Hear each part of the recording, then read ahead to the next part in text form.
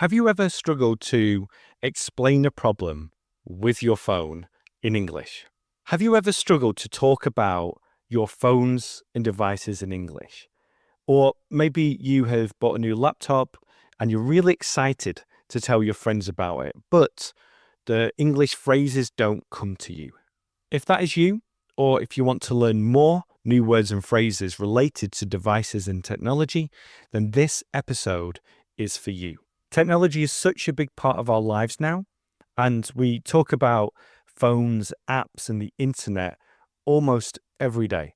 So, being able to talk about this in English is super useful. My name is Jack from To Fluency, and in this English lesson, what we're going to do is this. We're going to go through key phrases to talk about your devices. We're going to go through English phrases to talk about apps and websites. Then we'll talk about how to explain common tech problems, talk about social media, including posting, scrolling, going viral, and then we'll finish on some great conversational topics. So get ready for this lesson because it's going to be really useful for you. Check the description for all of the examples that we use in this lesson, and also check the description for English learning resources. Are you ready? Let's get started. Let's start with a really common topic, your devices. These are the things that you own, and this includes phones, laptops, tablets, and smartwatches. Now, in the future, there'll also be other types of devices, and maybe you even have smart glasses right now. So let's imagine you've just bought a new phone. The first thing someone is likely to ask is this: how is it? How is your new phone? How is it? Here are some ways to answer. Firstly, you can say, I just got it. I just got it, and it's amazing. So the just suggests it is in the recent past. I just got it. In British English, you'll hear, I've just got it. I have just got it.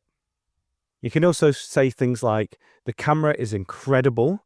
It takes such clear photos. The camera is incredible.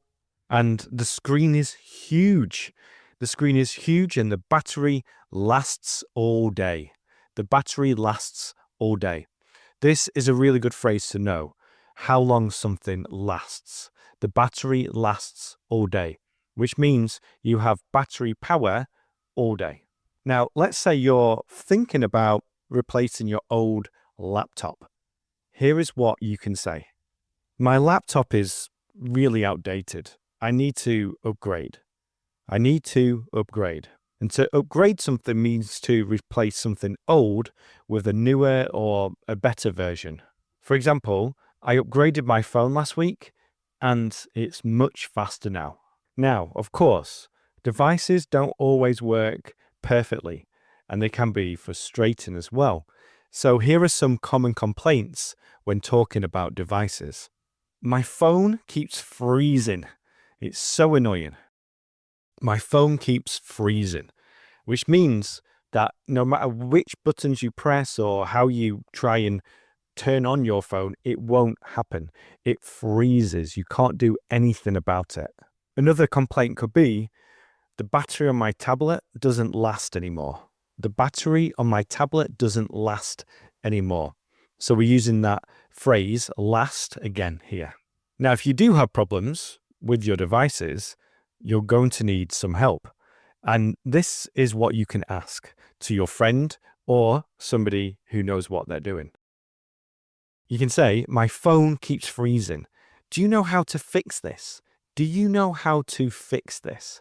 Now, the first thing people say here is usually this: have you tried restarting it? Have you tried restarting it? And if you go into a store, you might say to the person, can you take a look at my phone? Can you take a look at my phone? It's not working properly. The next section, we're going to talk about apps and websites because these are part of daily life now. So most people have many apps on their phone. I know I have too many, and I do something that annoys other people, and I keep them open. I don't close my apps when I have stopped using them. I just keep them open. Do you do this? Let's go through some of the phrases you can use to talk about apps and websites. The first thing to do is to download or install apps. Download and install apps. You might hear a friend say, I downloaded a new app to help me learn English. I downloaded a new app to help me learn English. Or I have a new fitness app and it's really good to help me track my exercise. I just got a new fitness app and it's great for tracking my exercise. Now, if somebody is talking about their favorite app and a new app and they seem excited about it, you might ask them these questions. Is it free or do you need to pay for it? Is it free or do you need to pay for it? Now, most apps these days have a free version and a paid version. You could also ask, could you send me the link? Could you send me the link? Now, this is true of apps and websites. So you have links to the website. Somebody could share the link to the app as well. And if you forget what that app was called, you can say, what's the name of that app again? What's the name of that app again? I've got two phrases when you're browsing online that are really useful for you. And here is one to use the verb look. Okay, are you ready? I looked it up on Google and I found everything I needed. I looked it up on Google. So to look something up means to research this, to search in Google. And then in terms of activity using websites, you might hear people say, I spend way too much time online shopping. I spend way too much time online shopping. When you have apps and when you have devices, oftentimes you need to update them. So you could say things like, my phone updated automatically last night. My phone updated automatically last night. I remember when you used to have to spend some time with these updates, but now they do it overnight. Now, the next section is all about social media, because social media is everywhere and people are using social media more and more. So let's go through some phrases for talking about platforms like Instagram, Facebook, and TikTok. Now, there are two ways to use social media. The first way is to consume social media, which means to go through and use the app. And then you can also post on social media. Now, these days, I don't post much on social media, and I try to reduce the amount of time I spend on social media. But you might hear people say, I spend way too much time scrolling through Instagram. I spend way too much time scrolling through Instagram. And if you do post on social media, most people are really interested in the number of likes that they get. So here is a phrase to talk about this. I posted a photo yesterday and it got lots of likes. I posted a photo yesterday and it got lots of likes. Now, when something is very popular, we say it goes viral, to go viral. And I'm sure you have this phrase or a similar one in your own language. And a question could be, have you seen that viral video of the cat dancing? Have you seen that viral video of the cat dancing? Now, if you do spend too much time on social media, you might want to take a break. And oftentimes you'll see people, especially in the new year, when they have new goals, to say, I'm going to take a break from social media. And usually they post this on Facebook or whichever social media account they're using. So you might hear people say, I deleted my Facebook app because I needed a break. I deleted my Facebook app because I needed a break. And you might also see people put limits on their social media apps. So you can use the iPhone's built-in limit device. So you can use the iPhone's built-in tool for this. But other people also use third-party apps where it limits the amount of time they spend on social media. Let's talk more about technology habits now, because these are all about how often you use your phone and your screen time and how you balance technology in your life. So some key phrases here are, I'm trying to cut down on my screen time. I'm trying to cut down on my screen time. So this is not just social media, but time that you spend on your phone. So to cut down on something means to reduce how much time you spend doing something. And I remember seeing some posts on Twitter, on X, where people talked about how they spent 15 hours a day on their phone. 15 hours a day. So it's more or less every waking moment they are on their phone. Some people do this for work. Some people are just addicted to their phone. So to cut down means to reduce the amount of time you spend doing something. An example will be, I used to spend hours a day on my phone, but now I'm cutting it down. The next one is, I check my phone first thing in the morning. Now, a lot of people try to avoid doing this, but it is a common habit for many people. So, for example, I wake up and the first thing I do is check my email. Now, when reading a book, you might say, I can't put this book down. And you can say that about your phone too. So the next phrase around habits is, I'm addicted to my phone. I can't put it down. So to be addicted to something means you feel like you can't stop doing something. Another example is, I check social media every 5 minutes. I'm totally addicted. Now, the next segment is the future of technology. This is a fun topic, and it's a great way to have an interesting conversation in English and also to talk about the future.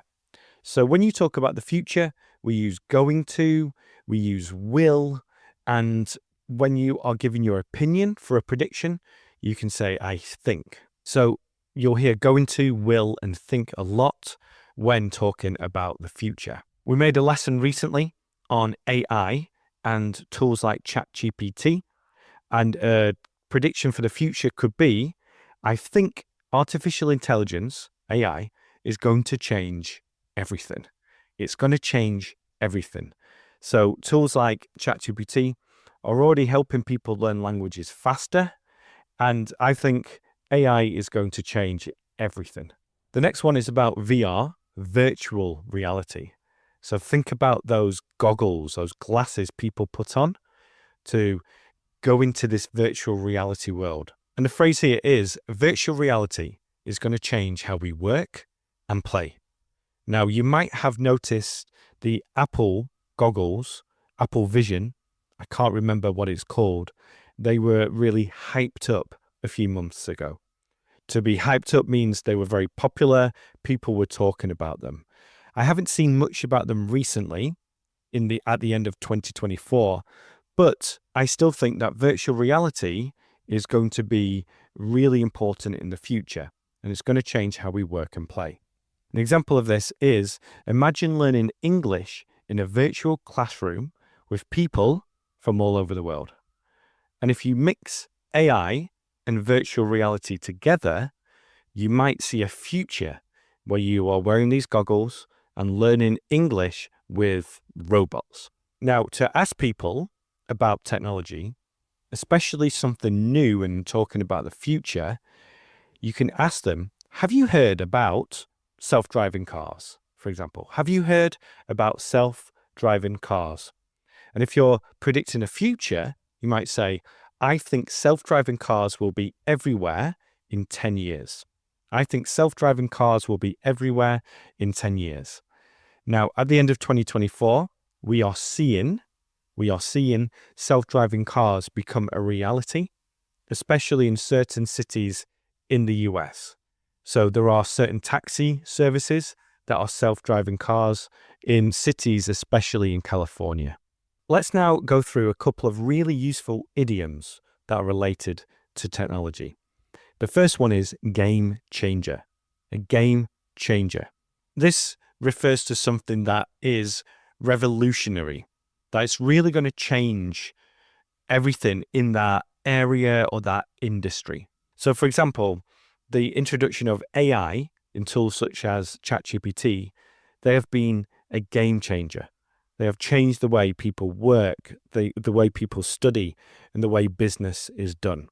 So if something is a game changer, it means that it has revolutionized that area in which it is in.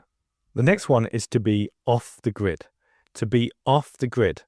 And this means to be disconnected from technology or society.